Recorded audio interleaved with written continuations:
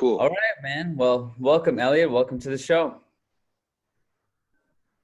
Thank you very much. Very excited to be here, man. Good to see you guys. Yes, sir. I am. For those who are listening, Elliott has some fly gear on right now.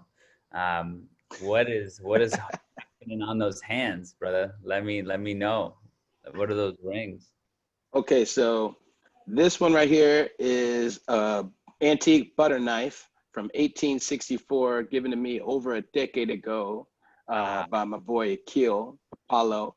Mm-hmm. And this one right here, it was a skull from, I'm not exactly sure what it was. They're not exactly sure what it was, but this artist found it and like covered it in this like awesome like resin lacquer thing, and then to put a crystal in the head of it right there, a little meteorite. And my friend Connie gave me this, and it's a dope piece. I just dig it.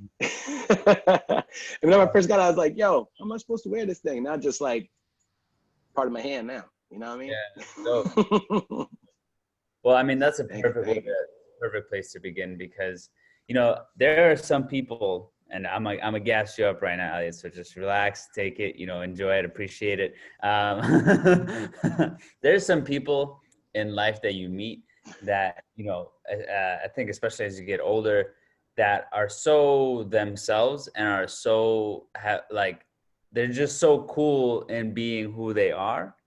And I find that a very, I don't want to say a rare thing because I've met a few cool people, but it's just always nice when you get to meet people who are who they are, and just being that alone makes them, very vibrant and very energetic, very just like easy to be around and exciting to be around.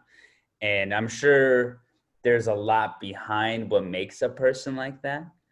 And I've always been curious to know. So this is really exciting for me to get to really know your story and sort of your origin, to understand, how did you come to be who you are? Because even when I look at my own life and the person I am today, I'm like, no one would have known that I was X way when I was 16 or when I was 12 or 8 or whatever it is. So, and you've got your musical background, your style, the way you communicate, the circles you run in. And so, I think it's exciting for people to understand sort of what are the nuggets that people can find to sort of create that own uniqueness in their own life. So why don't you take us back to as far as you can and kind of show us what were the sort of starting grounds for creating, the creative spirit now known as Elliott LaRue? I like how you put that. That's a cool way to put it, because I like the idea of the spirit of Elliott LaRue. I can dig that.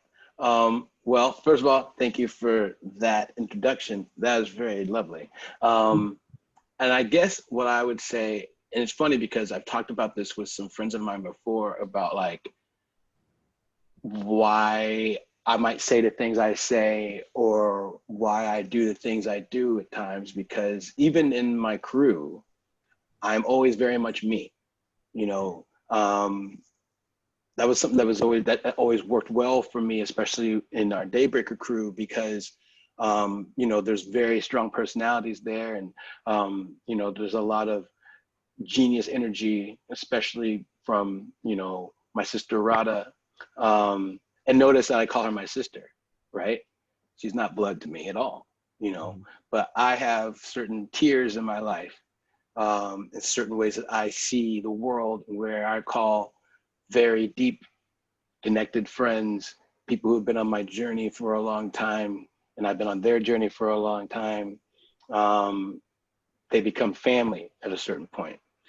And so it's very specific, I'll know when I know it, and I'll call you a sister or brother. You dig what I'm saying? So if you hear me call somebody my brother or my sister, that means that they've earned that. You dig? I think part of what makes me is I have this idea about people earning respect. You don't just, you give everybody respect, you give everybody kindness, you be civil to everybody, but not everybody deserves your full respect when it comes to how you might handle a certain situation, or how you might speak to someone or not speak to someone. I don't talk to everybody because not everybody needs to be talked to. You dig? And I think going to the beginning, since you were talking about the beginning of this, that attitude has evolved over my entire life from the time I was a little kid. Like, I essentially have tried to maintain what I've been as a child through my life, because you never want to forget what it's like to be a kid, because children are the closest thing we have to upstairs, because they just came from up there, right? They're brand new, they're innocent, they're like, everything's great, and like, and keeping the magic of that curiosity, that joy, that love, that unconditionalness was important to me, because I realized, kids got it. And I was a kid, you know what I mean? So I was just sort of like, I don't want to lose this. I want to be like a stiff adult. That sucks. And that all kind of, I think part of the reason I even thought that way was because when I was 5 months old, my mother was murdered.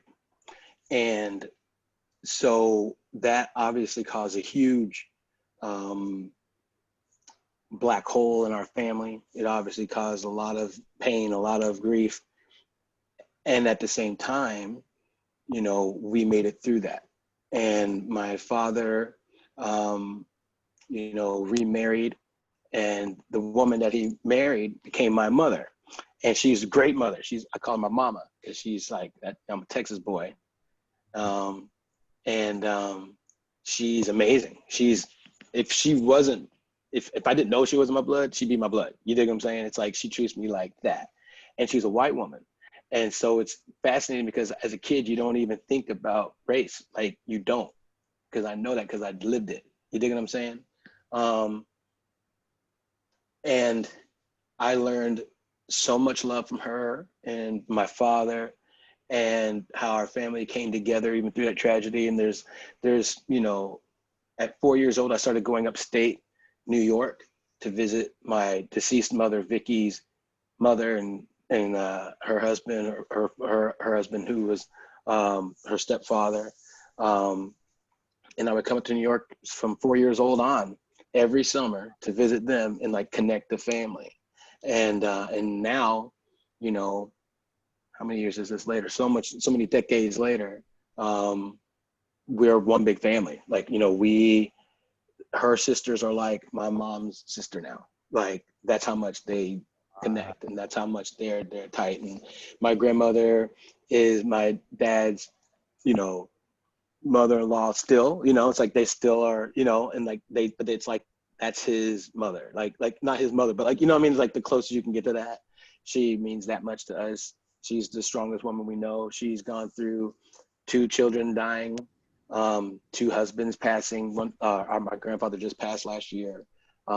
She'd been with him for so long, and she's still going, and she has a lot of faith in God and a lot of faith in her friends and her family. And she's just an amazing woman. And so her example also helps make me who I am. And so from 4 years old on, I was coming up to New York every summer, having a great time doing that. And that's how I learned New York City. At 11 years old, I came to New York City for the first time and loved it. I immediately knew I was going to be living here. I was like, that's my city. I knew it from the beginning. And then, and I think that because of the death in my life from the beginning and learning that story, and that made me realize that life and death are always right next to each other. It's never something you can just take for granted, that you're just going to be here. You never know what's going to happen. Because my mother's death was very sudden, out of nowhere, and it's still unsolved, like literally unsolved.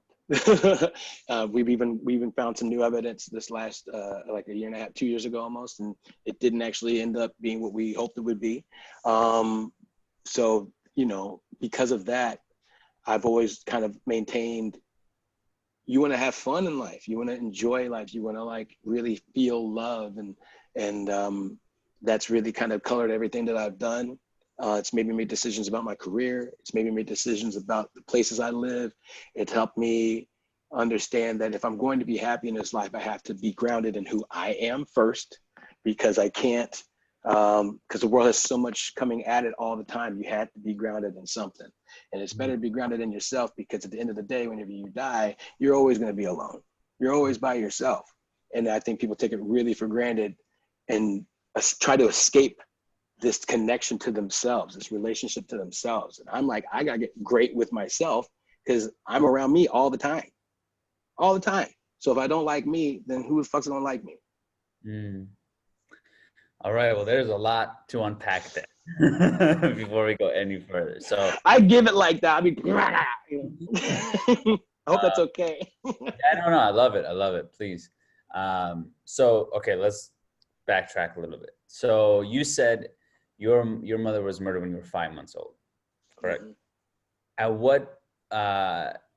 At what point did you actually know? Because at 5 months old, you don't even know you don't even know anything, right? So at what point were you aware? Did someone bring to your awareness that this occurred? I was 4 years old whenever I first learned that she died. I didn't know she was murdered, but I knew that she died. And so that same age is when you started going to your grandma's place, right? And that's why I had to explain, oh, you had a mother before, and she passed away, and you have another grandma. I was like, I have another grandma? And they're like, yeah. And I was going up to my Aunt Jackie and Uncle Brian were getting ready to get married, and they wanted me to be the ring bearer. And so there's this whole story of me going up there for the first time. I remember that too. I remember as a little kid, I remember all this. This is like some of my first memories. Is like 4 years old, going upstate New York for that wedding. I remember the wedding. I remember my feelings I remember all of it. I remember meeting grandma and all of it. Crazy. You have an immediate connection to grandma? Oh yeah. Yeah, really? Yeah. That's my grandma. Yeah. It's obvious, you know. Wow. Can you tell us a little bit more about your father and who he is and what he did for a living and sort of your connection with him? Absolutely. His name is Elliott LaRue Chisholm, but he goes by LaRue.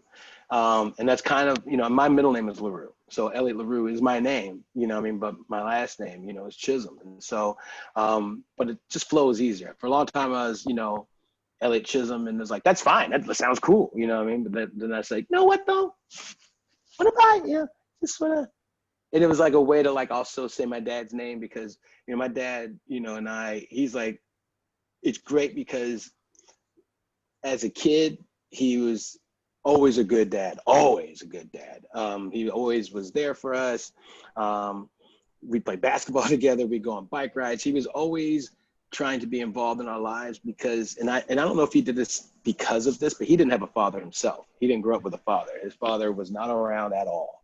Doesn't even know who he is. And so for him to be such a dedicated father, man, it was really surprising, I guess, knowing the story, that he didn't even have a dad.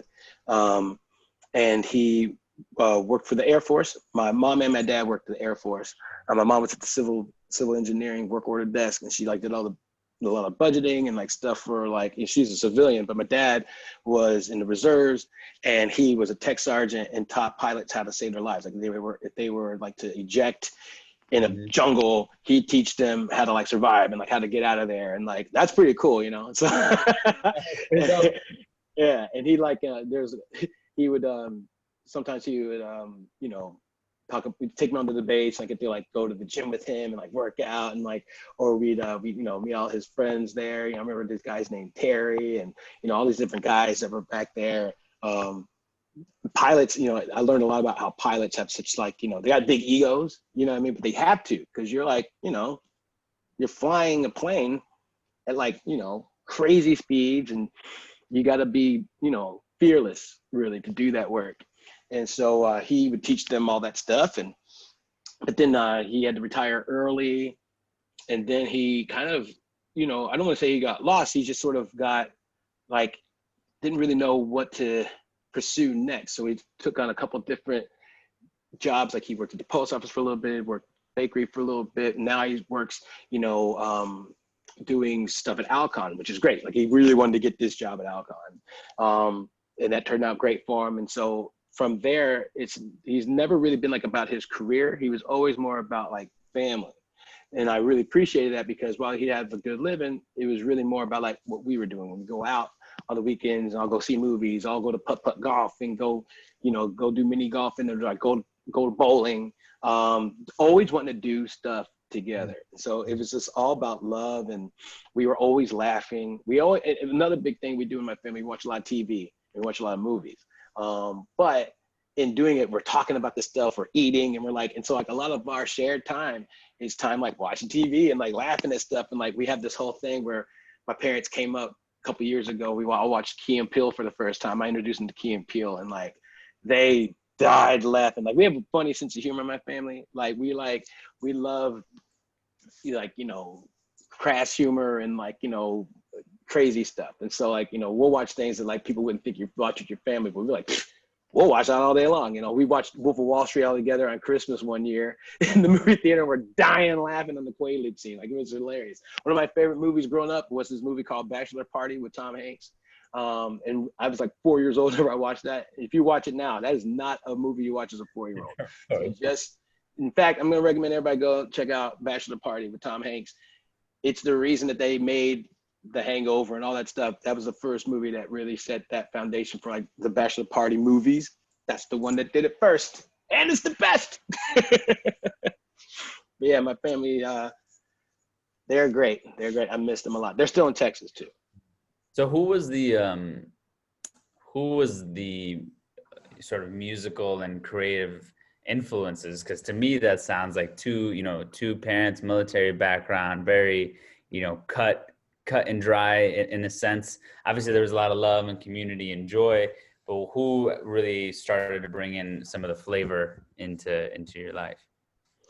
Both of them actually, because my whole family actually, they all love music. Like my dad and my mom had extensive record collection, and so they'd always play whenever we would do house chores on the weekend, and on Sundays mom and dad would play like Stevie Wonder in the house, and they'd play Earth, Wind and Fire and Michael Jackson. In fact, my first memory in life is receiving Thriller for a Christmas gift. That's my first memory. Wow. And I was like, that came out in 82 or 83? 82. I was 2 years old. And I remember that's my first memory. And so, and he was someone I would emulate. Like I'd watch all his videos and like do all the moves like as a kid, and and listen to all of his stuff. And, it's sad, all the things that are out now about him. It's an unfortunate situation, because now you don't know how much you can fully embrace someone if there's all these rumors and stuff. At the same time, the art speaks for itself. The art is the art. So sometimes I have to remember the artist and the person aren't always the same thing. If you want to, and I think that we have a hard time as a society kind of remembering that. And at the same time, it's frustrating that, stories and accusations come out a decade after someone's dead. They can't even defend themselves if they want to. But then again, the evidence is so bad, you put yourself in a situation where even if it isn't true, it's at least viable enough to think maybe it could be. So you're already fucked up because you were so sure of yourself, or so like, oh, I'm seeing so much better than everybody else. Children are just wonderful. And it's just free to, you're a grown ass man, dog. Time to be kid for 8 hours on the phone. Come on, man. Like, even if you didn't do anything, that's inappropriate. Yeah. That was, to talk on that fucked with me hard. Cause I grew up, even now, even everything I know now after watching the documentary and everything, like even now when I listen to Michael Jackson music, I still get choked up. Like I would be at home just listening to his music and get choked up because it was so good. But and now it just like, even though I like you said, the music is lovely, it's really hard to separate. It's really hard, especially when you listen to like Man in the Mirror and you're just like, it's gut wrenching. You know what I mean? I try to, to kind of remedy that. Like so for a while there, I thought of him as like, kind of asexual, because that's kind of how he presents himself. I'm like, oh, maybe he's asexual, maybe he's whatever, maybe he, but then I listened to some of his stuff that he wrote, because he didn't actually write Man in the Mirror. Rod Temperton, I think, did. I believe it was Rod. If I'm wrong, somebody tell me. But he did write other songs. And one of the songs I listened to before the documentary came out was Have You Seen My Childhood? And like, man, that song will make you cry, because it's like he's basically defending himself against it and like explaining why he is how he is. I could also see him being just psychologically very broken and really thinking that he is a kid, and like really believing that like like this body is just whatever, it's holding this energy, but this energy is all these many things, and society has these rules about age, but we're all timeless and blah blah blah and spiritual. Look, bruh, it don't matter all that at the end of the day. You can't take somebody's innocence if, you know what I'm saying? And so, but the art is the art. It's a tough one sometimes. You know what I'm saying? Well, not to digress. That shit's fun though, dude. It's all good to me. No, it's cool. It's cool. It's an interesting conversation. I mean, on one hand, though, it really exposes the like how multifaceted people are and how complex real life is. You know what I mean? That was the biggest takeaway. Like life is really fucking complex, and you never know. Like it's really hard to have these black and white rules on people, because you never understand like where certain motivations and intentions and what's beautiful and what's ugly, like where is it all coming from? That was the most fascinating part of it for me. Absolutely. Yeah. You know, and looking even in the situation that we're in now, we never fully know anybody. At the end of the day, you know, we feel like we know someone just because we listen to their music all the time. We see their pictures all the time. We you know, read articles or whatever, but you don't really know them. And so it's like, sometimes it's a good reminder as well. You know, we don't always know everything about everybody. You know, we all have our things, I guess. But those are his things are rather extreme. Let's just say his things are extreme on every level. Mm-hmm. Mm-hmm. But I also think that when it comes to like the creative expression, is like, can we, like, even though a person may be, you know, like these horrible things they have done is constantly showing up, I think there's a way we can still honor that artist, as you mentioned. Like we can still honor that piece of them that's like, you created all this beauty into the world. People loved you. I mean, you think back to the day he passed away, like that was a lot of people bring it up. It was an interesting day, right? It was, I mean, the funny thing is I remember that day because it hit so many people as such a shock. Right. And he's such a figure that everybody knows. Like it's fascinating to like have somebody so famous from like their childhood on up, you know, and then you also think about the world that they're in, how couldn't that drive them crazy if they never had any coping skills or adult skills? And obviously he was clearly molested himself as a kid. He was abused as a kid at the very least. He saw a lot of things as a kid he shouldn't have seen in strip clubs and things that he was performing in whenever they were coming up. So this is a broken man in many ways, but also a genius, you know? And so, yeah. It's sad. Either way, it's sad. His death was sad. You know, I was at the NBA draft whenever he died. I was in Madison Square Garden. Never forget, because why was I at the NBA draft? And and I remember I was in the Madison Square Garden. We were getting some like hors d'oeuvres thing. We got getting ready to go in, and notice comes on my phone. I'm like, what? Wait, what? And I remember I was like, what? Well, I couldn't think, and then I actually started crying a little bit. I never cry when a celebrity dies, because like, why? But this artist had affected my whole upbringing, because like I listened to everything he did as a kid, everything. It like affected so much, and I remember that vividly. And then you see something like Prince. Whenever Prince died, it was a whole nother thing, because it was like no one expected Prince to die. It was like, what? This is bullshit. No. This is not okay. It's not okay. We almost expected something that looked tragic to happen with Mike, because it was like, ah, man, well, we hoped he could have come back. It was also sad because he was getting ready to have his comeback concert, and that was going to be fun. But, you know, knowing how he passed, you know, he couldn't sleep at night. So he had to take all these medicines and all this whatever. Well, is that a guilty conscience? I don't know. You know what I mean? It really came from painkillers, all this other stuff. He had so much riding on him. He had the weight of the world on his shoulders because he's put it on himself. It's hard to be the most famous entertainer of all time, because the world doesn't have a lot of grace anymore. And I chicken or the hen, chicken or the egg, which came first, him doing this or that or whatever. Even in the documentary, it sounds like it started during a certain amount of time in his career. And then all of a sudden, you don't hear anything about this anymore. It's weird.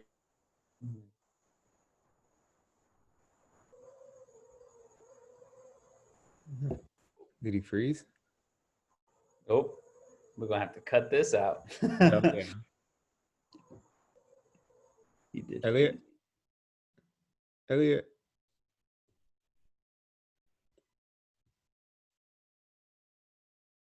Yeah, he definitely froze. Hold on, let me stop recording. Sometimes that happens. Technical difficulties. It's all good, man. Where the world now. Yeah, man. Well, to pick up where we left off, I think that's a really important conversation that I want to return to, because it is an example of what we have seen for a long time happening, not just in the music industry, in Hollywood in general, but this idea of like broken artists, you know what I mean? Or that a lot of what people's creative genius stems from is a feeling of lack or an experience of pain and stuff like that. And my experience of you and the music you create and the way you share yourself is oftentimes come from a place of community, of love and energy like that. And especially with everything you're getting into now, I want to dig into more of that and sort of see if any of that resonates with you, or you see a total new vision for music in the future. And before we jump into that, to sort of close up where we were prior to, back to sort of the origins of Elliott. So, okay, so you had a very musically sound family. And was that also permanent in your grandmother as well? What was her sort of impact on you as you started to get, older and stuff? Oh boy. Damn. Elliott? Nope. So, but before we go there, I wanted to know a little bit more about your relationship with your grandmother and what, if any, impact she started to have on your life as you were getting older. She, as I got older, she was just always a source of love and championing me. And she always, I was like a lot of the glue that kept the family like communicating, talking, and needing to be around each other, and gave her a lot of hope and comfort, and memories of my mom, and then learned a lot about my mom through her and through my aunts. There's a real connection to, I grew up in Texas, and so I was in mostly white neighborhood, and so going up to New York and being around my mother's side of the family, I got to go to family reunions. I got to, really be around. They were all in the country also. They were more in like upstate New York into like, country. But then my dad's family is also up there. So I go and see them in Syracuse, and they're like, in Syracuse. It's very urban, very hood, And so I got to like, experience what it was like there, and like, meet all my cousins there and all my aunts there. And like, and that's a really great,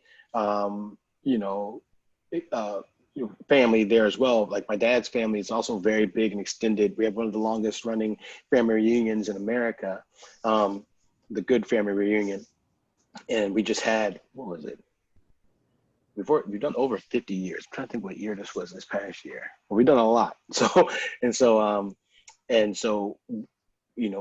And my grandmother would also come up and see them as well. And they all became friends. And, but she's been a positive influence. She's a very Christian woman. She, took me to church, and, I got to see the choirs for the first time with her, and got to, see what that was like, and get to experience church in that realm, which was changed my whole perspective on celebrating and joy with God and things like that. And and because she, you know, was religious, like my understanding of religion kept evolving, you know, because of her journey and because of what all she was doing, and also just me being very curious about life, death, God, and all those elements and how to really make sense of that stuff. And she, you know, give us great presents, and you know, she's just a really wonderful woman. And you know, and she's, you know, I still talk to her. She's had, you know, some health issues this past year that are, you know, she's getting older, you know, she's 86 years old. And so she's still funny and smart, and she's still got her whole brain together, and she'll still make jokes about like the election. She'll make jokes about, you know, so many. She's hilarious still today. Like she's probably the strongest woman I've ever met. And so her influence on me is really, you know, I have a lot of strong women in my life, and to have such a strong woman made me really, number one, always respect women, always like women. You know, I think part of the issue that we have in our generation or a society, a lot of men don't like women. Like they like women, like they have sex and whatever, they you know, want to date, whatever, but they don't like women. They don't see them as equals, and that's their problem. That's one of their problems. They got many others, but that's one of them. But it makes me actually like women, and like as people. And she's one of the best people I've ever met.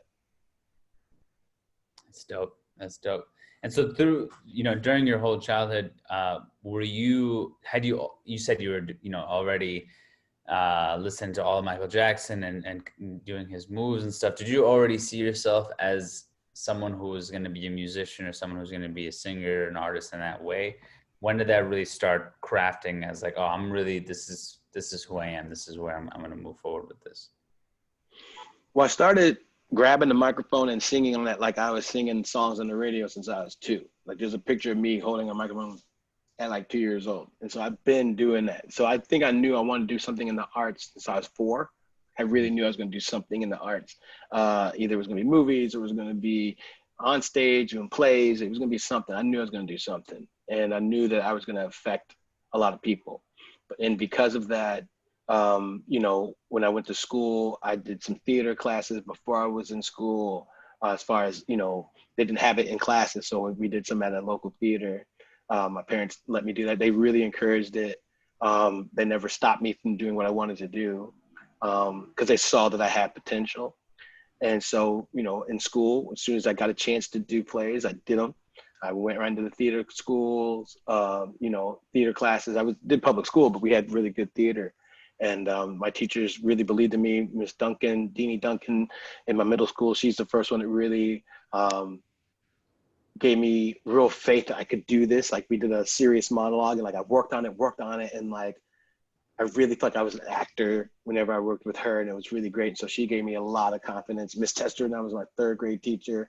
She, my 1st grade teacher, she really believed in me. And I did this like little cameo part in a movie in Texas, and she like really believed in saying, my Elliott, she used to love me. And so like, I always had a lot of people who really gave me a lot of encouragement, because I had a lot of people who really supported and gave a lot of care.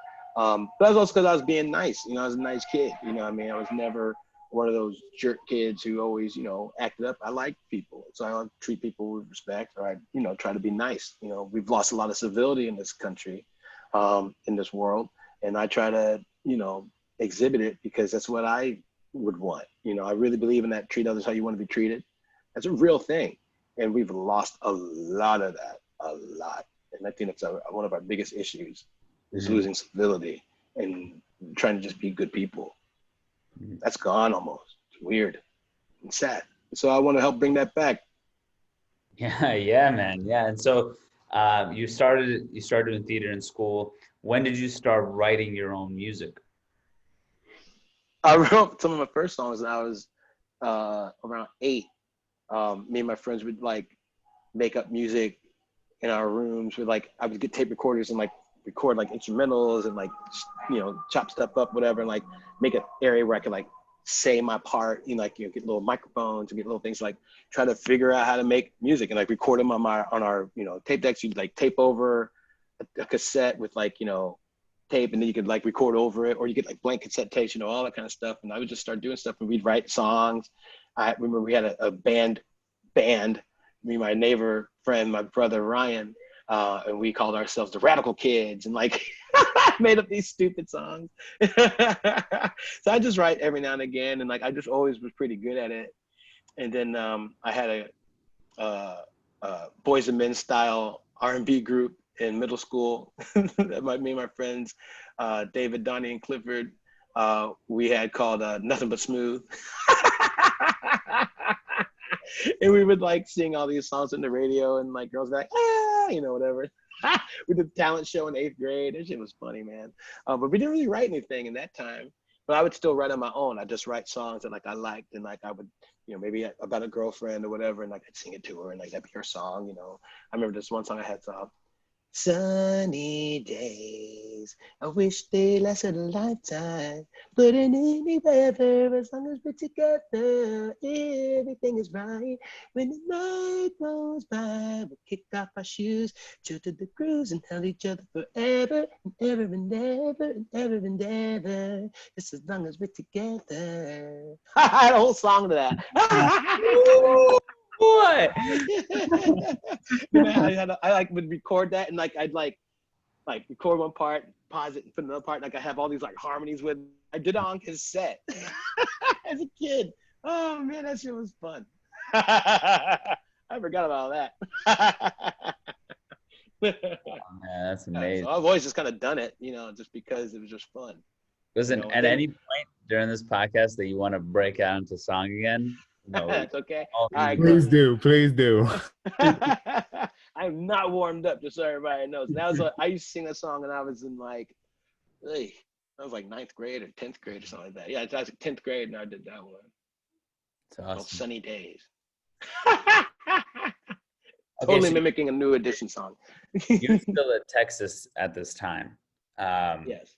And when did New York City start becoming, I knew you always knew that's where you were going to be. When did that start becoming a real reality? Because my assumption, I mean, correct me if I'm wrong, my assumption is you were like, oh, I'm a singer, New York City is the place to be. I'm an artist, New York City is the place to be to really start pursuing that. So when did that start becoming more and more of like, this is where I need to be? I first came here at 11. And I liked it. I liked New York. I thought it was awesome. The first time I came, and like we went and saw, you know, a bunch of, you saw Bringing the Noise, Bringing the Funk, which was a great Broadway show, and Savion Glover, and I really liked it, but I didn't really think it was a possibility to be here, or that I needed to be here until I saw Rent. I remember that's around 96, I think it was, around 15 or 16, something like that. And I remember that Rent changed my whole shit. It changed my whole life. Like I was like, this, like No Day But Today, the whole concept, I was like, I dig it, I get it, I want it, you know what I mean? And I was like, I gotta be there. And then I put out this, I believe in the law of attraction, because it's obvious if you're paying attention, it happens all the time. And so as a kid, I didn't really understand that. Like I didn't really know law of attraction in that kind of talk, but I inherently knew that if you really allow yourself to want in a way that is true to your goals and your desires, that things will come to you that are trying to help you get there. The universe aligns things to help you get to where you want. You have to pay attention. And I remember that I can't remember what I even had. I remember I thought, there's got to be an easier way to do these things. There's got to be something that I don't understand. I remember this book came to me in the mail one day, randomly. I didn't put out for this thing or nothing. I didn't put nothing out there. And this book came in the mail, and it was all about like, you know, it's basically The Secret before The Secret came out. Before that movie came out, it was The Secret, essentially. It was trying to explain the way the universe works, and it came out of nowhere. And I was like, this is fascinating. And then I remember that I thought to myself, well, I really want to be in New York. I think I need to go there. I said, I know that there's a place, has to be a place like NYU. It has to be New York University. It has to be something. I was like, I think it's purple. I had never seen NYU's anything. I just had this vision of like New York University. And like, I remember I heard it in the movie or something like that. Like, it has to be like New York University. There's a Texas University. It has to be New York University. I'm going to go there. And it's like in like 10th grade, something like that, or 11th grade. Then I took the PSATs. And then I remember I took it, I did pretty good. And then like a couple weeks later, I got all these brochures. And one of the brochures, normally you're in Texas, all you get are Texas shit. You know what I mean? You get like, or like you get a couple of things. I got something from New York University. It came all the way to me. I had never even known it really, really, really was a place. I kind of figured, and it came to me, along with some UPenn stuff and some other stuff like that. I had some good, PSATs, I guess, were pretty good because I got a lot of things from the East Coast. But I didn't put out for anything, and all these things started coming, and I was like, see, this is it. This is the ticket. It's New York University. I could totally go there. And I started doing my research, whatever. Found out how accredited it was, how like, it'd be like a big deal school to get into at the time. You know what I mean? For Tisch School of the Arts, it was like the #1 school to get into if you wanted to be an artist. And so I was like, I guess I could try to go there, you know? and I remember that I had learned that, you know, I knew that's the only place I wanted to go. I knew I needed to be in New York. And I thought, I want to go to New York. I have Aunt Jackie, Aunt Brian lived there. My uncle actually worked for Whitney Houston. He was her driver for like over a decade. So I had, you know, been in their house. I'd recorded in her studio before whenever she was gone. And I have a million stories on that. I want. That's crazy. Like, I don't think like if you just take a Whitney Houston, geez, Right, that's a big deal. That's a really big deal. Like I just put things out. I was like, driving for an artist, and then I was like, no, wait, that's Whitney Houston. Oh, that's Whitney Houston. She called the house a couple of times. I remember that, you know, because her brother Michael, he'd come by our house because whenever I went to actually. Whenever I come out to visit, I met them. I met Michael, her brother, because he was cool with my uncle, and my uncle would drive Whitney everywhere. He'd go out to the house all the time. He was a personal driver, so I knew everything before everybody knew it, everything. And so, like, you know, he's a very private cat talking to other people, but like, you know, we knew because we were there. You know what I mean? So I knew everything was already going on. And he used to kind of, because he saw my potential as well, he knew I wanted to be an artist. He never really introduced me to them, like, oh, you should work with them, because he didn't trust them. Like, he knew that the people that were around her didn't always have her back. He was like, they don't always do the right thing. They don't always take care of business when you're supposed to take care of business, man. You don't need to, like, you know, if you're going to be an artist, he used to warn me, you know, don't just chase fame. He's like, you know, because fame isn't all it's cracked up to be. He said, you know, and because I saw them, I understood what he meant. I understood what he meant by, like, fame isn't everything, because it can bring you down just as much as it can bring you up, you know? Or if you're not ready for it, you may not be able to handle it, because, you know, Whitney was always a girl from Newark. You know, everybody thought she was just like glamour, whatever. And like, me and him knew she was a Newark chick. And this wasn't, you know, she wanted to be able to be free to do her and be herself. And like, she's in this bubble. And I remember he showed me this experiment one time. He's like, you know, you want to know what fame is? I'll show you. Watch today. See how many times you hear Whitney's song. Just in your life, while you're out, just see how much you hear it. So we went out and we're going to like do some errands. Walking to this Chinese food place. You hear Whitney on the radio. He goes, there's one. Got in the car. A different Whitney song is on the radio. Yeah, it's two. Go to another store. Walk in. After a couple songs, Whitney song comes on. I said, hear that? I said, wow. Get in the car. Another Whitney song comes on. I'm like, damn. He goes, that's what fame is. He goes, you can't escape yourself. You're everywhere, and everybody hears you, and everybody's walking around, and like they all think they know you because they all hear your voice all the time in their head. That's, and he said, and then on top of that, when you go outside, everybody's watching you. Everybody wants a picture. Everybody wants an autograph. Everybody wants da-da-da-da-da-da-da. He goes, that's a different level. Because most people think fame is just, I get to sing and I get to like do, no. It's not like that. Because to understand what fame is. So that taught me my journey was going to be very different than what I think people anticipated. You know, I don't chase fame. Fame chases me. And it keeps on giving me opportunities to do cool shit. But then I have to make up my mind on like how I want to actually apply that. You dig what I'm saying? Like even my journey to get to Daybreaker is not traditional. And even my role in getting to a place where I'm opening for Oprah Winfrey That's not something you would think someone like me could do just because I don't have like 1 million followers on Instagram, because I don't play for that shit. You know what I mean? It's like I'm a real motherfucker. So if like you find me, then that means you're supposed to find me. You dig what I'm saying? I'm not chasing your ass. And I'm not gonna do everything like everybody else does it, because I'm not like everybody else. And I think that the reality is that there are too many people that play by everybody else's rules because they are told they're supposed to be a certain way, and they lose themselves. I need to know who I was, so whenever I come into this game, whenever I speak clearly, hopefully be understood. But I won't lose myself because I've seen it. People get into their own ego, they get sucked in, and then they get lost. And that ain't gonna be Elliott. I'm gonna be able to maintain myself because I have a foundation. Family, love, respect for other people, respect for the game that we're in. And I'm willing to do it in a way that allows for true growth, true connection to the people that actually follow me. Like, they'll know who I am and I'll like feel them. You dig what I'm saying? Yo, Elliott, you are spitting fire, brother.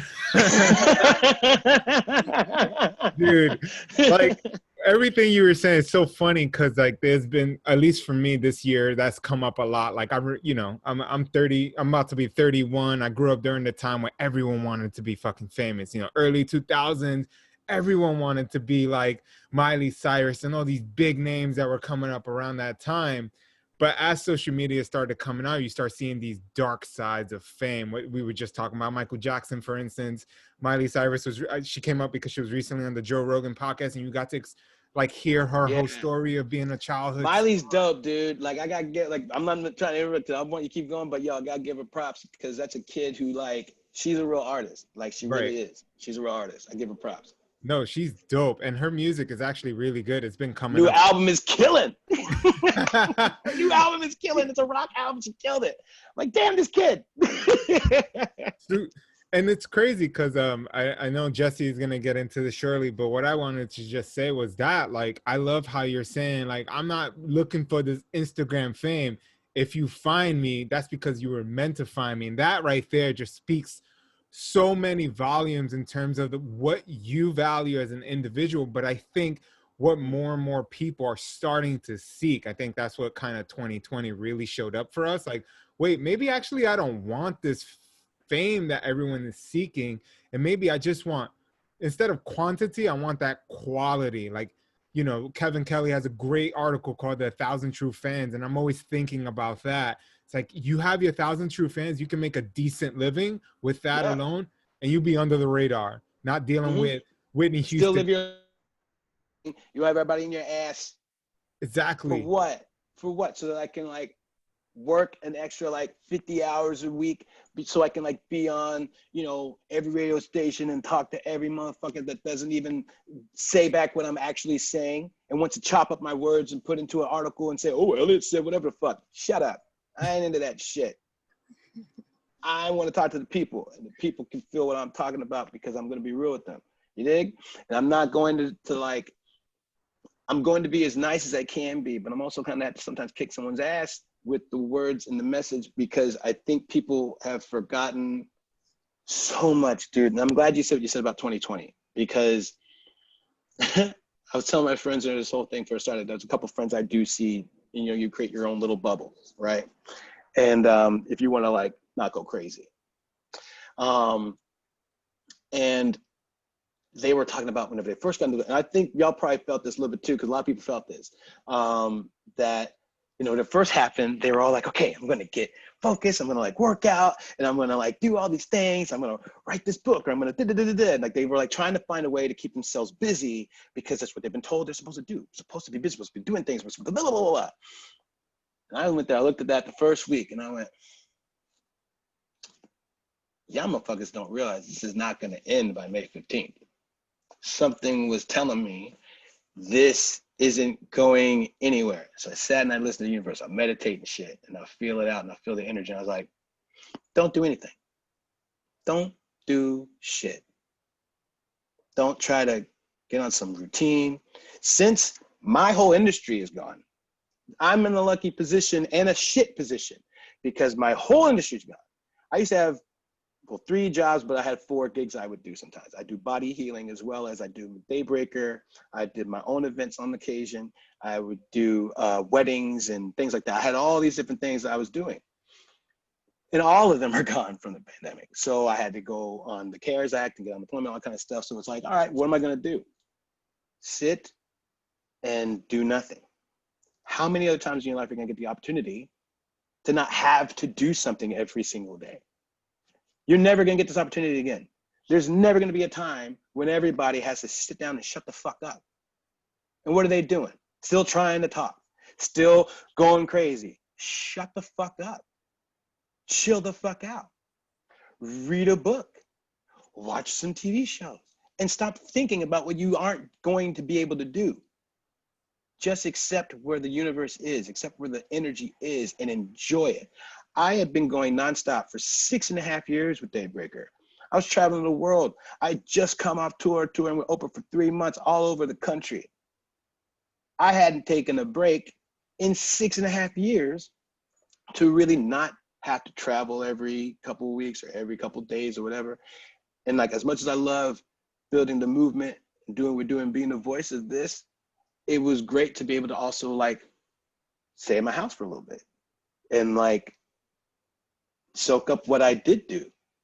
Sometimes if you're on a journey like that and you're the front man for something, you know, me, Rada, Eli, Tim, we're all going like a freight train. We're just moving. You dig what I'm saying? We were on a roll. And you don't always, you know, Stone Cold Steve Austin one time gave this interview about being champ, you know, because a lot of times I see myself as a champ, you know what I mean? Whenever it comes to like leading something like that, when it comes to being the voice of a movement, I'm the champ. You know what I mean? I'm your Rock. I'm your Stone Cold in that situation. You dig what I'm saying? That's how I approach it. And Stone Cold had an interview where he was talking about whenever he was the champ and he was like on a roll and they just done WrestleMania, done all this stuff. And like, he was like, man, I was just going freight truck just going down the road and you don't even see anything. You can't even stop. This is how you're going. It's like some bitch is going crazy. And sometimes you have to just stop and you have to take everything in. You're just going so fast. You can't always take it in, but now you had to. That's how I felt. You know what I mean? It's like, I'm going. Now you can reflect, look back at the things you've done. You know, starting from an underground party and getting all the way to being with Oprah, that's not a bad look. You dig? And if it took a pandemic to stop us, that's the only thing that could do it. And we're not done, but, you know, we had to adjust. You had to, you know, reassess things and you had to kind of prepare for what's actually coming. And I also wanted to like feel what the world needs from me. Not so much, I look at my artistry kind of as a service, you dig? You know, like I don't do this just for shits and giggles. I do this to try to connect people. I do this to try to elevate something in the brand. I want to teach something, you know what I mean? Storytelling is a basic human function and we take it really for granted. Once art's commodified to a certain point, people just sort of go, oh, it's just, you know, whatever, but like art is everything. You know, people make fun of people who are artists and say, oh, you think you're gonna change the world? It's like, well, yeah, I do, because it's done that many times. So who the fuck are you to like not understand your own history? Part of where the nuclear bomb came from is because H.G. Wells wrote a book and scientists read it and was like, yo, that's not a bad idea. But you don't know that because you're so fucking smart. You know what I'm saying? It's like they disrespect all the time the people that actually do shape your life. You know what I'm saying? The Kill tells a story about this one financial broker who's talking shit because he's an artist. Oh, you're an artist, where you just sit around and hug all day, you know, whatever. He goes, all right, let me ask you a question. He goes, you had a long day at work, you know, you've had a hard day, your boss is yelling at you and all this other shit, your girlfriend left you, whatever, you know, what do you do at the end of the day to like help you through that time? You probably put on some music, don't you? That music is what helps you, doesn't it? So every time you put on music, remember that the artist made that. The artists put their heart and soul into that to help you through your day, to help you get through something that you're going through. They connected you, but you want to sit here and disrespect that. There's what making life worth living. You think money is real. That's your problem right there, is what I would say, and that to add to the context of this whole thing. We have a world that thinks money is real. It thinks that money is, they'll say things like, money makes the world go round. No, it doesn't. Money hasn't even been here the whole time, dog. That's a bullshit lie you keep telling everybody. Everybody keep believing bullshit. And I'm just tired of it, dog. I'm really tired of, like, there's so many things that people believe just because they're told it over and over and over again. Like hard work pays off. Not always. No, it doesn't. Hard work is what makes you rich. No, it doesn't. No, it doesn't. That's not true. It's not true. There are plenty of people who are stupid as fuck and just do one little thing. They can make a whole lot of money. And they ain't smart for shit. We are constantly missing the full picture. Some of this, yes, is complicated. I remember earlier when we were talking about how life is complicated. Yes, it is. There's a lot of things, but it's also mad simple. Mad simple. All you have to do is breathe, eat, shit, and die. That's it. Everything in between, you get to make it up. Yeah, man, you're speaking truth. You're speaking truth, and you know, it's been a wild experience to reflect on what you're saying. Like during this time, it has been a huge cultivation for myself as far as an artist as well. Like I started really getting into graphic design. I started really becoming interested in learning new shit. You have the time to do it. My appreciation for art specifically has grown so much during this time. And you see that in history. You see that when things are really good, art is kicked to the curb. It's when things go to fucking shit that we depend on art. You know, you talk about the Renaissance, you talk about, Harlem, you talk about all these time periods. In the 60s, some of the greatest art America's ever created was created in the 60s and the 70s. Some of the darkest times in our country's history. Yes, exactly. Exactly. And what are we doing in this time? You know what I mean? It's like, you know, some of the greatest shows we've ever had, some of the greatest, you know, movies been all right, you know, but TV's been really in the golden age. I like all levels of the arts, right? That's one area that's been really pretty interesting, but you haven't heard as much of the music reflecting that, or there not being enough of a galvanizing effect in music because there's so much, it's so broad now that it's harder to kind of like break through as a sound that really shifts the generational conversation in a way towards more than just having fun right now. And I aim to try to help shift that. I love having fun. So before, you know, right before we get into the future of everything you're working on, what has come up for you during this time period, I wanted to capture the story. I know you've told me this. I'm assuming you've spoken about this elsewhere, but it's just such a fascinating story about what actually happened. First of all, there might be people listening to this that don't know what Daybreaker is. So if you could tell them what that is, and then 2, tell your story about what was. I know we've been kind of jumping all over the place, but that's fine. That's how it is sometimes on the show. It's what it is. That's how conversations happen. So deal with it. If you can tell people what it is, and then what happened. how did you become part of that? This is a fucking wild and beautiful story, and then we can get into, you know, all the things we're talking about right now. All right. Well, so Daybreaker is an early morning dance movement. It's a sober rave. There's no alcohol at the party. There's no drugs at the party. And it starts in the morning before the sun rises. We get up from 6 to 7. It's during the week, from 6 to 7 a.m. Depending on what city you're in, it might be a different time. Like maybe, you know, in LA was a different time because of traffic and because of different things. And, you know, but these happened all over the world by the time we finish this thing. But it starts in New York from 6 to 7. We do yoga or some kind of workout in the morning to get your body moving, get you up. And then from 7 to 9, we throw a rave. And we go to different clubs. We go to different, we even done them in museums. We've done them in different warehouses. We've done it at World Trade Center. We've done it outside. We've done it anywhere we can imagine, just having an amazing time together. We've done it on rooftops in the William Vale. Like, you know, we've done it many places. And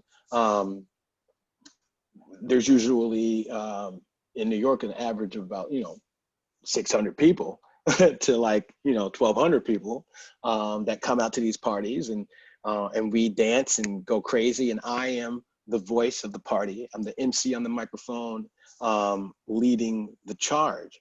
And that didn't happen overnight, but it kind of did in that I went to the second Daybreaker we ever did. I went to this not abandoned, but like, you know, it was a retail space that was not being utilized. And so the people that started this, Brian and Rada, rented the place out and threw this party in there. My friend Alana was like, yo, there's a party going on in town. I'm like, hey, what's up? Her name is Alana Jaroff. She's amazing. She's one of my sisters. And she was like, hey, there's this party I want you to go to. I'm like, all right, cool. When is it? She goes, 7 to 9. I'm like, awesome, I'll be there. I'll be early night and get home. She's like, no, 7 in the morning. I said, fuck you, I'm not getting up 7 in the morning to go to a party. Why would I do that? That's insane. She goes, no, I think it's gonna be really fun. It's brand new. My friends just started it, and I think you should meet them. I think y'all would really get along. And I'm like, all right, cool. You say it's gonna be a good party, I'll go to this party. So I go to this party, and it's got watermelon water set up and like refreshments. This is great. I walk inside, there's great music playing. I'm like, oh, this is nice. You know, it's like tribal music and like house music and like things like, you know, lots of good vibes, but not like top 40 stuff. It's like all like, you know, very Burning Man-ish, you know what I'm saying? And so I go in there and they have like, you know, live horns and like, you know, DJ, and like people are actually dancing, having a good time. I'm like, ooh. So I go in there, I immediately felt right at home because I had already been doing parties in the city for, you know, decade before that, doing parties at, you know, Marquee and like Suede and like these different parties that aren't even around anymore, like some of these places I used to, you know, promote for. I used to do parties and go out and dance with my boys in the clubs. But now I could do this in the morning and like actually have fun and dance, because at those parties people are always popping bottles and they're actually pretty boring. They don't really dance, and I'm going there, I'm actually dancing at my table having fun, and they're all kind of too cool for school. And so this was the first time I felt like, yeah, everybody's dancing, having a great time together. And I met this girl, Rada. And I'm like, who's this chick? And so she's like, oh, she started the party. Started dancing, having a great time. Like, oh, this is awesome. Having so much fun, just great positive vibes. And so 6 months go by, they had like 6 more parties. And they've all been fun. They've all been good. And at one of them, I say, hey, Rada, I know you guys do the artist at the end of the party. Can I be an artist at the end of the party for one of these? She goes, oh, yeah? Well, show me what you got. What you got? I said, oh, I have a song I'm putting out soon called In My City. She goes, sing it for me right now. We're after a Daybreaker. We're in the club all by ourselves, people cleaning up all around us. And I'm like, sing right now? She's like, yeah, sing right now. And so I sing her my song and I go, in my city, oh, oh, we live for the light tonight.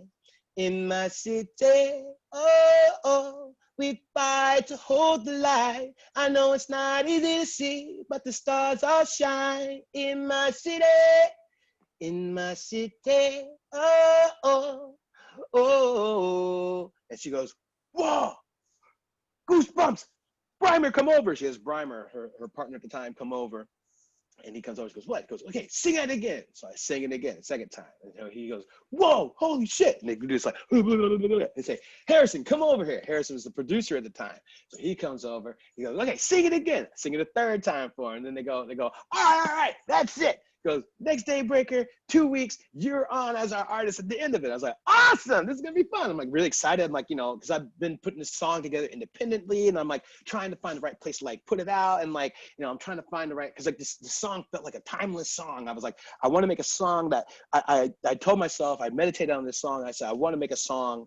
I'm gonna make one song that will jumpstart my career, that will like take me all around the world, and it will, you know, it'll jumpstart everything. And I was like, maybe this is the opportunity to do that, you know? So I go to Daybreaker, then 2 weeks later at the Gilded Lily.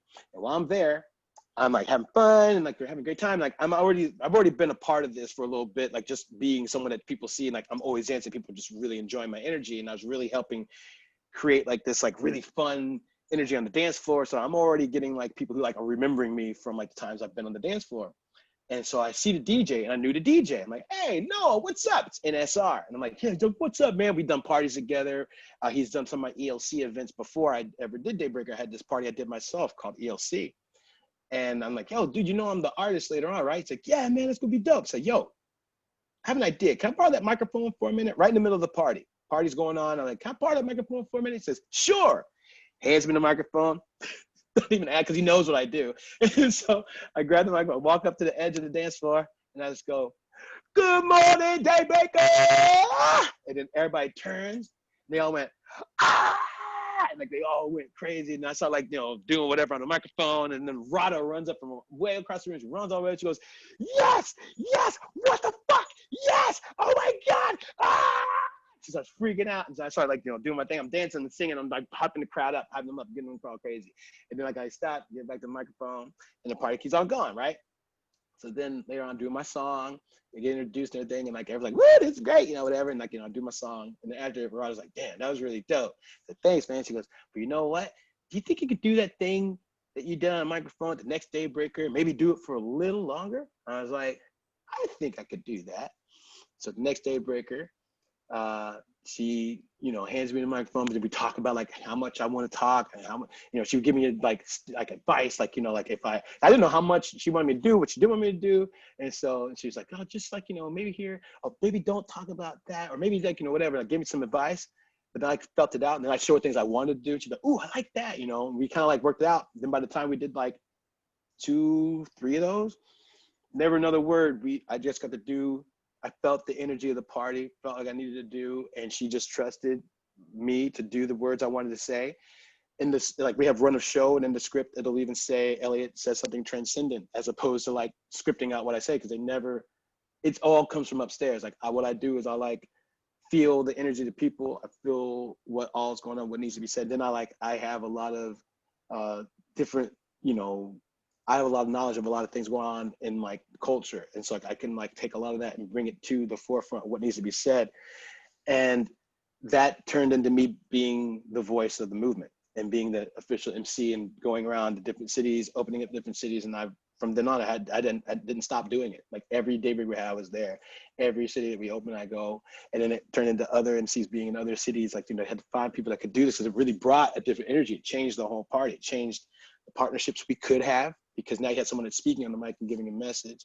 And it gave the party a different energy. It really brought it up to a different place and allowed us to have a lot bigger sponsors. Now we could work with Samsung. Now we could work with the NFL. Now we could work with Nike. Now we were working with, you know, Calvin Klein. Now we were working with, you know, New Balance. Now we were working with the Grammys. Now we're working with Aflac. Now we're working with Oprah. You dig what I'm saying? That wasn't happening before that, not just because we were new, because it wasn't, how would it even have turned into that? You know, I mean, because before that, it's like any other like party that you see, like dancing, there's music playing. So taking the role of like guiding it changed the whole thing. And it was like, for me, it was an evolution of what the MC is in hip hop. It's an evolution of that, because I am working with the DJ, whatever they're doing, but like, and I'm giving the vibes so people get the party hyped up. Because in the morning, it's very different. You don't just get a hype party going. It's hard to do that, you know what I mean? So adding a vibration and a voice that can help do that, and like and walk the line between, like, you know, you don't want to be like a fitness instructor, because I'm not trying to be that. I'm wanting to make a hot party. And so, you know, I bring a lot of the night energy, because that's what I normally am. Normally I'm a night owl.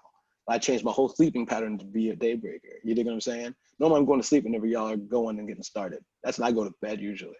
You dig what I'm saying? But I changed my whole shit for you guys, because I believed in what we were doing, and I believed it is important. And I saw the benefit of helping build a community that actually reflected what I wanted to see in the world. Because in everything I said on the mic, I meant everything I said. And the funny thing is, this pandemic proves out what I said on the mic was always true. I used to tell everybody, you know, soak this energy up, because you never know when we won't get to do this again. You never know when this might be our last time to get together. And I would say that, number one, because of the lessons I learned from my mom and her passing, but also because I just understand that's true, you know, and not to take this for granted, you know. So I never did. And yes, while I was going on my roller coaster ride and my freight train ride, I was still always realizing how amazing what we were doing, and how blessed I was to be able to be on this ride, and how much it was affecting so many people, how it's affecting me, and to see so much love from the people out there who are genuinely having fun. How did it affect you over time? It gave me a lot of confidence that what I had imagined people needed was really true, that it was needed. that people really do, and that the message I was giving could connect no matter what language, no matter what country, no matter what, I was on 4 continents, and my message worked on all 4 continents. And my favorite memory was seeing in Paris, Parisians do not dance a lot. For me to get Parisians to all like have like hands in the air like that and get them all down low on the ground all together, that was a win. And then the message I gave to them after that, to see them cry, to feel them feel what we felt, to give them, because they had just gone through a terrorist attack 2 months before, and I'm a 9/11 survivor. So I was explaining to them that I know what they're going through because I went through this. And it was one of the most magical moments.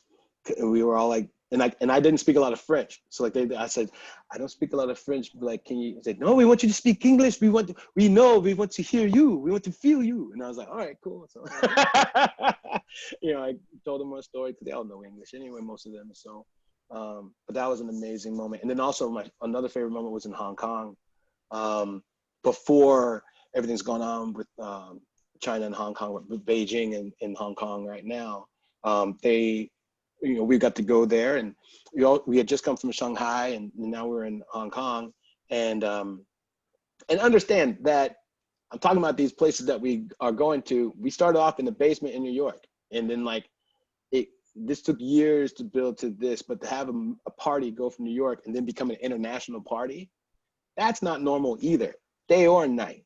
So I have to sometimes remember, like, what we're doing is another game. It's another level of like, come on, man. And so it's like, you know what I mean? It's not about, if we really want to like play this game, we want to play this game of fame or influence or whatever you want to call it. Well, what we could actually do is look at facts. What we could actually do is look at numbers and like look at the impact.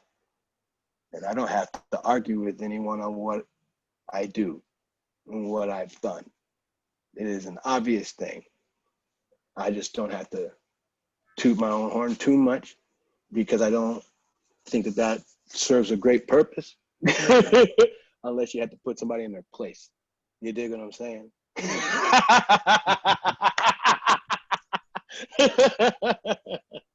If that makes some sense, you know what I mean? Because like, we're in this wellness world. And talk to me. This wellness community, and there's this false sense of like, everything has to always be happy or always has to be like, whatever. But then I'm also in the entertainment world, you know what I mean? And in the entertainment world, you don't survive if you don't have people that really want to be where you're at.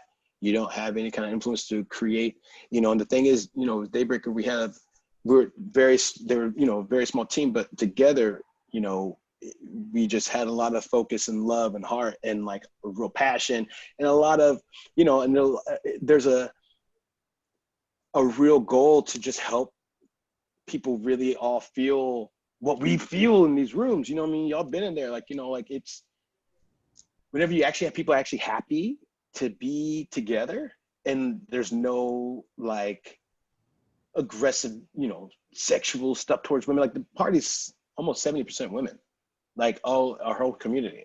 And part of it's because they feel safe there. You know what I mean? Part of it's because, they know that if anything is going to pop up in the room, I will destroy anyone that tries to mess with them. Even though I'm on the microphone, I will do what I have to do if anyone is being messed with in a party I'm in. I will not accept that in any way whatsoever. And they know that. I think that comes off too. What were we talking about? We were on. What was the question? Well, I think we got to the place we wanted to, which was, hearing that evolution story about, you had this song in my city and what you wanted it to do and how you wanted it to happen. You didn't want the classical story about how fame works and how it comes. You wanted to create the impact you know, in the way you wanted to, and you got to do exactly that. And it's a testament to the law of attraction and to putting yourself out there and watching things unfold. So I think that's awesome.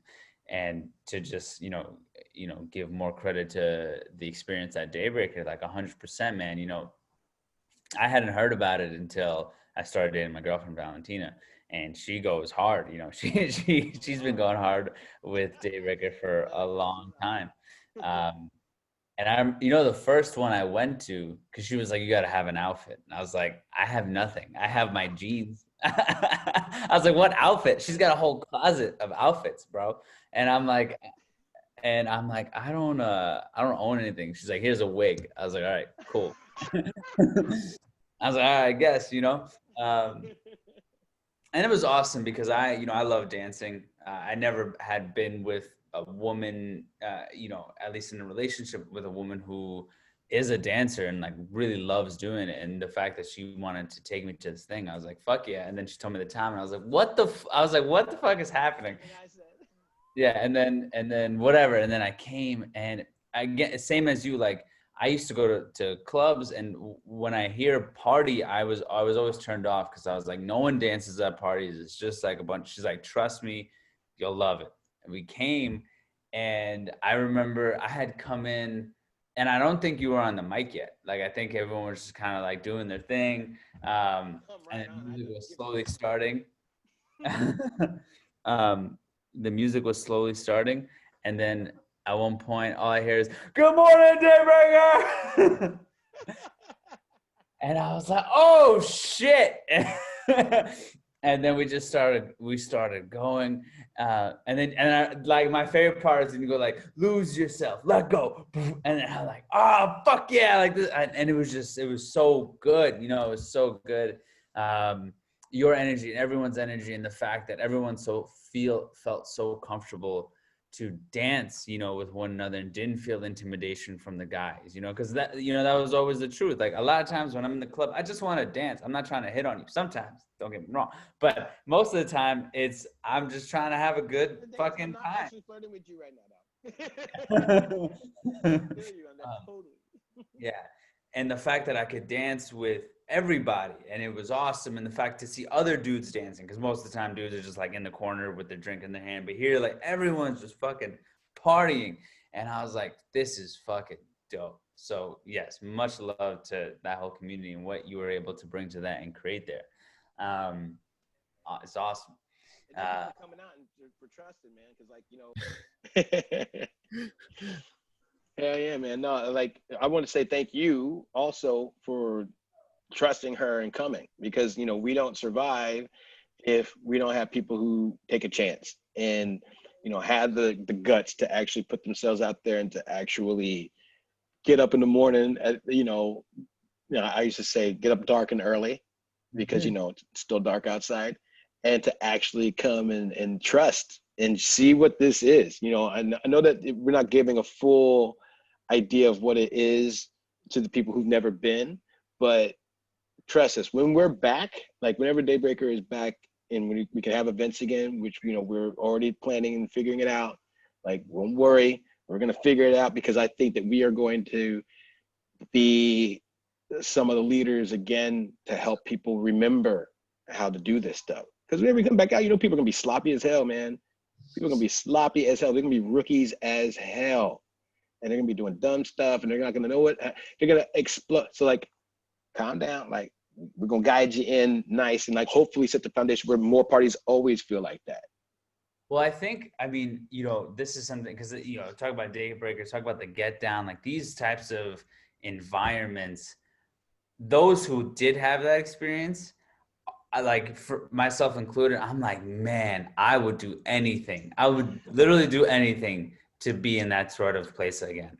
And how you talk about, you know, taking things for granted, like, absolutely, man. I think a large majority of the people who had that experience, when we get to do that again, it will be so valued and appreciated, because that type of connection you cannot recreate in any way. You know, that's the only way you can create that, is music, togetherness, you know, dancing, being around a drum circle, like all that shit.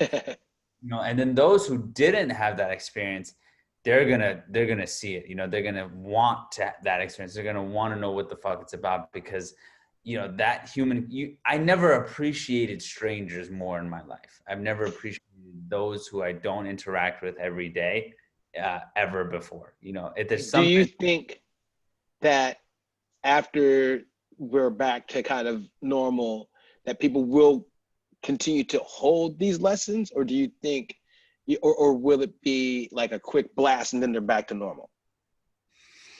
I mean, I think you're going to see both. I think you're going to see people who like don't, you know, like everything. They're not getting the lessons of this moment right now. There are people out there who are still distracting them. But I would like to believe that there are a lot of people who have been faced with their own, you know, they've been humbled to their own fragility, you know, how fragile life is, how fragile, you know, the ability to just be in a Starbucks, like how fragile little shit is really, you know? And I think there's going to be my desire is that there will be more people who have learned to appreciate others coming out of this than the opposite. That's my what I want to be true, you know? Ruben, what do you think? Yeah, I definitely think that. I definitely think that's what. Oh, you're talking Ruben. My bad. Go ahead. I'm with Jesse and you on that. I think that, you know, historically, and I read a lot of history books, and historically, if you think back to when we've had our darkest times, there's always like a roaring time after it, where, you know, we had the roaring 20s, after we had the great, you know, before the Great Depression, but after World War I. And after the pandemic of 1918. And the pandemic of the 1918. So I think there's going to be like and just like Jesse said, there's going to be some, and I don't think it's going to be the majority, but it's going to be the people that took this time and was just like, I learned a lot on what I truly need, what I truly value, and what I truly want in my life, and the people I want in my life. And I think they're going to use that to their advantage and find communities like Daybreaker. Because I think when Jesse first told me about it, same reaction. What? He told you about it? Yeah. Him and Valentina, and they were like, and it was the same. It was like, yo, come to this boat party, because I think y'all were doing it, but that was the first one I went to. And it was the same thing. It was like, what? I got to wake up at 4 a.m. because I live in like deep in Brooklyn, and I'm like, I got to go to a boat in this pier in the city. But it was magical. And I'm like, more and more people need to see this. And I think people are going to seek it more. I mean, I followed Daybreak. I moved to the West Coast after that, and now I'm living in the Bay Area, and we've gone to San Francisco to Daybreaker because we really love that community. And, nice. You know, thank you for creating, you know, what you've created. I've seen you live as well. And for Jesse and Val for introducing me to that community. I think people are going to want that more. They're going to want that connection. They're going to want to be in big groups again and feel the energy of the crowd. Like everyone I talk to, they miss going, at least here with my day job, everyone misses like concerts. Everyone misses being in these gigantic like arenas, being around all these people and that energy that's there, because it's unlike anything else you experience in life. So I think more and more people are going to do that. We're going to have kind of like a similar golden age of just like parties and just enjoying life and celebrating that we're even here on this spaceship called Earth. Like there's going to be a lot of that. So I can totally see that happening. That's why I'm optimistic about it. I'm optimistic. You know, that's one of the biggest things, you know, we want to talk about why I act the way I act is because I'm an optimist also, you know what I mean? And like, you know, you have to be optimistic about a lot of things that are going on, because it doesn't serve you to be overly pessimistic about everything. You know, too many people are willing to accept, you know, like for instance, people who don't accept the election. It's like, so you'd rather believe your country is completely corrupt and stealing from you rather than just accept that this was just like every other election. I'll put it to you like this. Let's say you're right. Let's say that there was some huge conspiracy and they got over on everybody, but you can't prove it. Well, then you lost. Mm-hmm. It's kind of simple. You lost no matter what. So it's like perception is lost on people, because it's like, you'd rather, instead of accepting something and moving forward, you'd rather hold yourself in this like backspace. And I think that like what y'all are describing is hopefully people remembering the lessons from this, and taking that as a way to jump forward. My concern has become that people will forget all this in about a month or two, because that's what they did after 9/11. And man, you know what? Damn, even worse than that. If we really learned the lessons of 9/11, we wouldn't be in the situation we're in right now. We wouldn't be in the situation at all. It's really frustrating, you know, because, man, yeah, it's true. Because if we had learned that lesson, we wouldn't be in this position. Can you unpack that? Yeah, it's coming to me now. So it's like, it's just because, you know, I remember that for 2 months after 9/11, everybody checked in on each other. Everybody like hugged. Everybody was happy to be, you know, alive, and happy to like, you know, see each other, know that everybody's okay, you know. And we felt, you didn't even hear about crime then. Like everybody kind of like just forgot to do the bad things. And then 2 months later, is back to arguing about Afghanistan and Iraq, and back to politics, and back. And it was like, we remembered we were united for a reason, because, you know, the world is dangerous, and that there's terrorist attacks, and that we've done things in the world that have made us targets sometimes, but we've also done nothing to deserve these kind of attacks at the same time. You know what I mean? But it's also is bringing reality that other people experience to our shores. That's never happened before. Then you have people who believe the conspiracies about it, and meanwhile, I'm actually in the building and I know what happened. And so, you know, those are funny people to me. Those are funny people to me, because they don't know shit. Hold on. You were in the building when it happened? Yeah, I'm a 9/11 survivor, for real. I ran out of the South Tower on 9/11. Whoa. Damn. I didn't even know that. Yeah, man. We didn't even know that. Dropping bombs. Jeez. Sorry, but we may have to do a part 2 if you like this. We'll have to do a part 2 to get it all. There's a lot of things we haven't gotten to get into. I realize as I speak out loud, I have a crazy life, and as I speak out loud.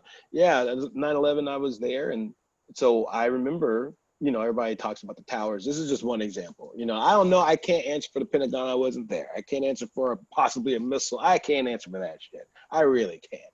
But what I can answer for is what happened with that tower. And I can also use logic to understand how that building came down. You know, people used to say stupid shit like, oh, it's supposed to be able to survive, you know, it's built to survive a plane crash, and like it came down anyway. And I'm like, yeah, but did you listen to what kind of plane it was supposed to take? A 707. It's built to take on a 707. This is a 737. You dumbwit. Just one point. Just one point. And you can't even do that conspiracy right. You can't even get a number right. 707, 737. Are they different planes? Yeah, they're different planes. Is this one bigger? Yeah, that one's bigger. Does it have more fuel in it? Yeah, it has more fuel in it. Oh, does it mean that the jet fuel will come down and burn the whole inside the building? Yeah, it means it does that. But you want to have a whole conspiracy theory about it because you're smart. Because you know science. And you okay. Then they always go, well, the building just came straight down. Were you there that day? Were you looking at the tower? Because I remember looking at the tower, and it was starting to shift like this, and then the other one was shifting like that. And I remember thinking to myself at the time, I was like, well, maybe they'll fix it by, I couldn't figure out how they were going to fix it because it was already leaning, and one was leaning this way, one was leaning that way. I couldn't figure out how they were going to fix it. But I still couldn't bring myself to think it could actually fall down, that the melting steel at the top could really come down. And then it did, because it's built to fall that way if it has some kind of problem. Your conspiracy sucks, and you suck for believing in it. You're a mark, and that's it. Oh, man. Well, I didn't mean to go off so much. It's just annoying, man. People are stupid, and it's like, imagine, you know, having had been there, that's hard to listen. That's hearing shit like that is hard to listen to. I've seen videos where they're like, they took the people off the plane and put them in some secret town, and that's how they got. It's like, oh my God, you know how much work it takes to make your theory make sense? Same thing with the election. You know how much work it takes to make your dumbass theory make sense? At the end of the day, if you can't prove it, then you lost, and fuck off. There was Andrew Schultz. I don't know if you know that name. He's a comedian. He had just came out with a 4-part series on Netflix. It's called Andrew Saves America. I like the name. It stems from, he was having these like little, almost like Daily Show, but like way more crass versions of what's going on in the world on his Instagram. And he was doing like these 5-minute, 7-minute bits. And then obviously he got to deal with Netflix to do, you know, a little bit longer. Expand it out. Yeah. And one of the things basically the entire series was just like an overview of 2020 from a comedian standpoint. It was dope. It's, if you'd have Netflix, I gotta check this out. Yeah, go check it out. It's dope as fuck. It's hilarious. It's hilarious. And it's very like, it's really nice to hear if you're someone who has if you're not a radical person, you know what I mean? And you kind of like to look at situations in different perspectives. It's really great to hear him. But one of the things he says is very insightful, is like a big reason why we see these conspiracy theories is, one, in some sense, they're valid because there is a lot of corruption in government, and it becomes harder and harder to believe anything like, it's the boy who cried wolf. You know, at some point, even if it happened, it's really hard to believe that it just happened because of all the times you've fucked us. But then the second part is like, people don't know, they feel like they're losing they're losing grip on what normalcy is. Yes. And for them to rationalize what is happening, they need to be on some level of fringe to be like, oh yeah, this is just because there's this. They need to find a bad person and a good person. They need to figure out what like as reductionist as possible, you know. So you know, and even myself, like I've had moments where I'm down the conspiracy rabbit hole, especially now. You got nothing else to fucking do. You got YouTube. You got you know, you got crazy shit. But yes, you have to realize that at some level, some of these things just happen because they happen. You know, man, I mean, yes, I would love to bring you back for a second. I mean, in general, to bring you back for a second time, but that is a story on its own that, you know, needs. It's a good one, John. Yeah, it's a good one. But knowing, so, you know, going back to what you were saying, which is important, which is like, okay, well, 2 months after that, you know, we went from seeing peace. I was really young, so I don't know how the culture was at the time, but going from peace to, you know, business as usual in 2 months. I'd love to hear what do you think it's going to take that we don't see, you know, in 2 months later, everyone's just, you know, bullshitting themselves. What do you think it's going to take for us to, as leaders, as people who have voices and have influence in our communities, how do you see yourself and others moving past just 2 months? Well, it's going to take, you know, a little bit of tough love sometimes. Patience. Patience is a huge one. I also think we need to relearn civics. We don't have a real knowledge of how government and society works and how they relate to each other. We have a real lack of representation in this country because our representatives don't necessarily represent us. They represent themselves a lot of times and their ideology, and that's not your role. They've forgotten their role. Their role is our bitch, essentially. You do what we ask, and that's it. And you fight for things that we want to have fought for. Too many of them think that they know better than us, and that's their problem. That's their problem. The fact that you haven't gotten a bill through that helps people in this crisis right now, that is a real crisis, and it's a relief bill, not a stimulus bill, and you can't get that finished, both sides, y'all both suck for not being able to do a job. You both let us down. I don't give a damn who did or didn't, whatever the fuck. It ain't done. And we're still getting on the last hour on this shit. And you're screwing people who are going, you see these food lines? If we weren't as strong a country as we are, if democracy wasn't as necessary as it is to keep societies going and being better, if we were living in some kind of communist state that had no growth in culture, no growth in life and in happiness, what we're seeing right now would have crushed any other country. But we're stronger than that. So we're not getting crushed by the ridiculousness of having over 300,000 people die, 12 million people on unemployment right now, and more people out of work. This should have destroyed other countries, but it didn't destroy us. Yeah, it's fascinating. You know, I didn't think about this until you just brought it up, but it's true. Like what you see, what we are told to believe in news media is that the country is in shambles. Everyone's fighting with everyone. We're more divided than we've ever been.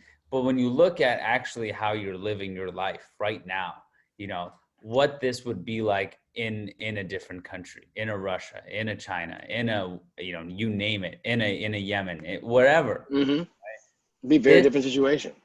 This would be hell. It would be hell on earth, literally. Mm-hmm. And the fact that with all the shit that's going on, it's not. It does, you know, speaks to our system.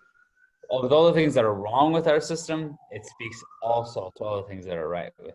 So, and that's what people aren't seeing right now. They're not seeing that, like, our Constitution held.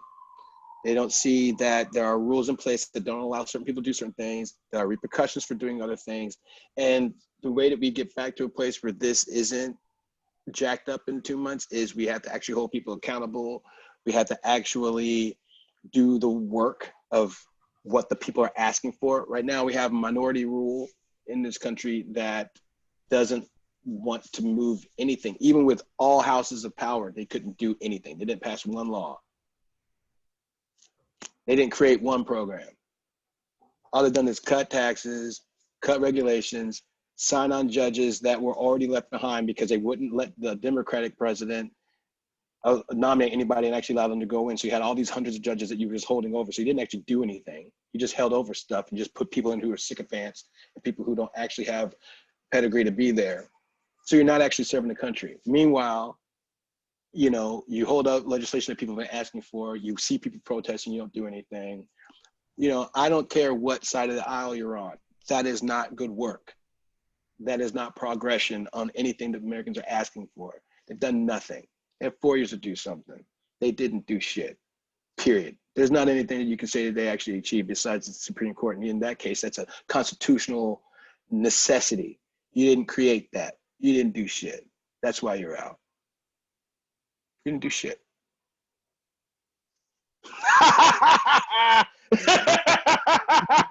I don't mean to get into it, but the reality is that's the reality. That's why someone. But this is what conversation is right now. You know what I mean? You know what I mean? You have to keep, and like that's the thing I think also is going to be important. You have to keep it real with people because it's like, you know, I'm not trying to crush anybody's spirit, but the reality is that's reality, man.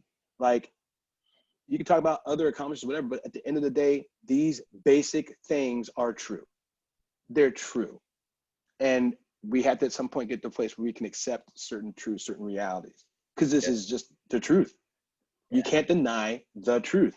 And I think that too often we allow people to have alternate facts or whatever, and it's like, no, like I'm not going to debate people on the Civil War anymore. I've made this decision. I'm not debating you on the Civil War what it was about, because I know what it was about slavery. You know how I know that? Because they said it in their fucking Declaration of Secession. They said it in the first line. So why are you arguing me about state rights? Why? They say it right there. Shut up. No. I can't have this conversation with you. You're just too stupid to have this conversation. You don't understand fucking logic. You don't understand writing. Then I can't talk to you. You're an idiot. We're done with it. That's how you talk to people from now on. Whenever they have a conversation and they don't want to accept the rules of the parameters of the conversation, don't have the conversation with them. That's how you start this going forward. Oh, you don't think that this person is the president-elect? Well, then you're an idiot. I can't talk to you. You're too stupid to deal with. You're too stupid to deal with. I can't deal with someone too stupid to accept reality. It's over. I'm done doing it. I'm not going to debate you on if racism is like, if people are separated by their races, because you want to know what? I actually believe and know people are all equal, that there's nothing to do with your skin color. I know that. So I'm not going to debate you on it, because you're too stupid if you are still debating that. You're dumb. You don't know fucking anything. You never read a science book in your goddamn life. You don't know history at all. You don't understand the way that civilization even started. You are a fucking lemming, and you do not deserve to have this conversation with me, because you're not on my level. If you're not on my level, you don't get to talk to Elliott LaRue. And that's the other thing. People find me, you're on my level. You understand something bigger and better than everybody else. You're a bad son of a bitch. You're a bad motherfucker. As a matter of fact, I don't call you a bad motherfucker. I'll call you my beautiful magical friend, because that's how I can get around all the people talking all this bullshit. So if you see ELC, Elliott LaRue's beautiful magical friends, know that BMF stands for something much bigger. You are much bigger than just that. You bad motherfucker, you. All right, I'm gonna hit stop recording, because that's a great way to finish this.